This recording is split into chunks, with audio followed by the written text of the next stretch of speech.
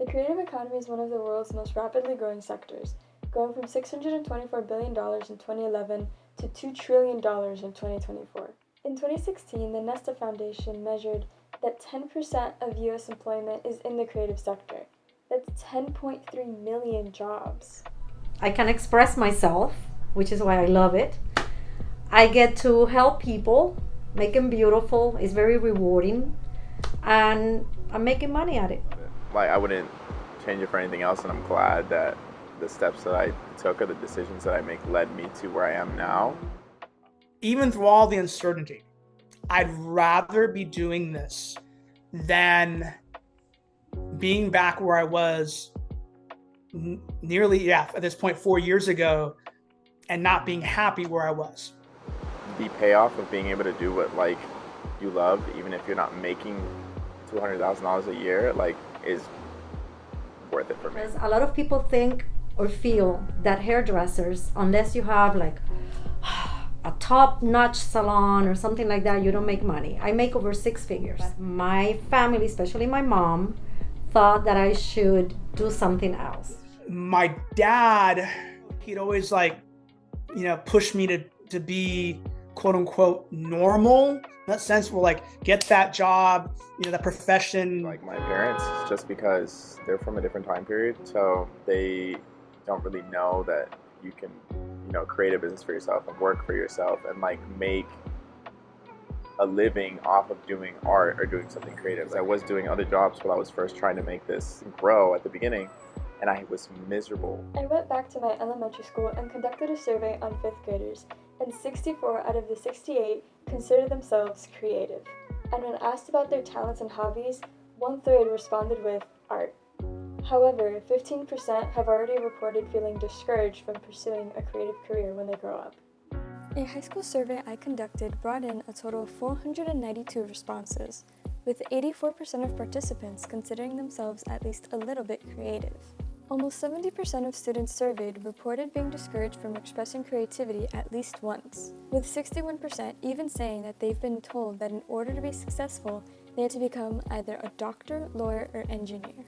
The career I would wish to pursue is music performance, primarily the trumpet. Before my senior year, I was very sure that I wanted to be a journalist. Since then, I don't know if journalism is the thing that could make me the most happy.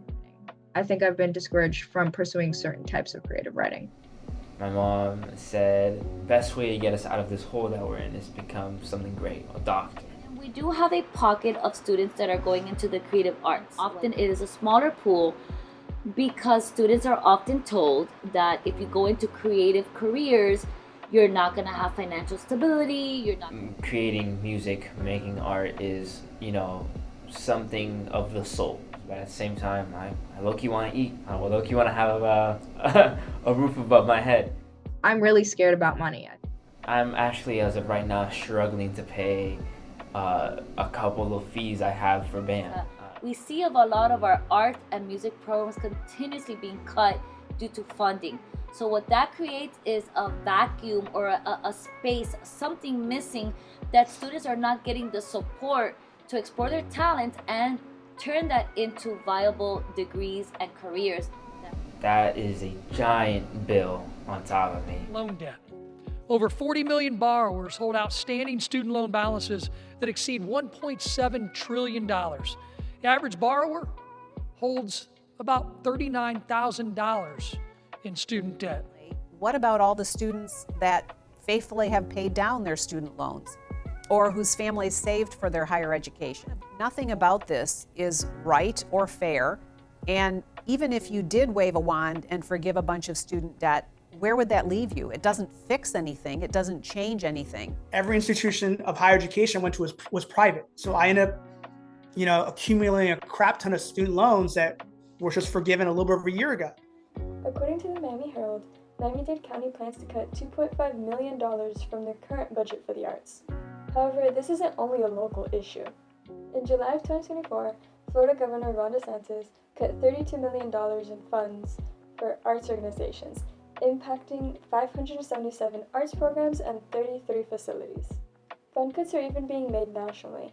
the House of Representatives approved a bill that would cut funds by 10% in 2024.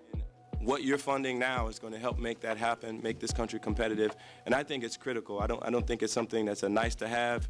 It's a necessity. It's like people don't want to be artists because it's expensive to be an artist, and then it's hard to get into the industry, and then people don't see artists as like a real job. It's been popular to mock poetry majors, to mock French majors, to mock the liberal arts at large, to tell people that, you know, STEM is the only way toward the future. And I think in the society that we live in, being successful is the number one priority. But I did it, and look where I'm at. Nearly 3.5 years later, I still have a roof over my head. I got food in my fridge, and there's that feeling that I'm going to be okay. My message to you, Mr. President, is please fund the arts. Since the creative economy is the most rapidly growing sector that consumes the least amount of resources, I believe funding it would benefit our country.